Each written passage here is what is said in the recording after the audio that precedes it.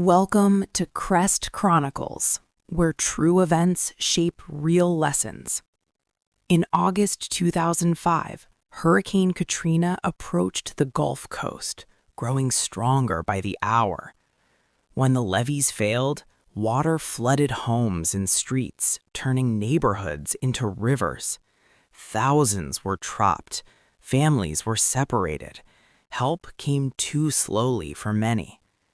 Katrina exposed inequality, poor preparation, and leadership failures, but it also revealed resilience. From tragedy, communities learned to rise again, together. Lesson: preparation saves lives. Compassion rebuilds hope.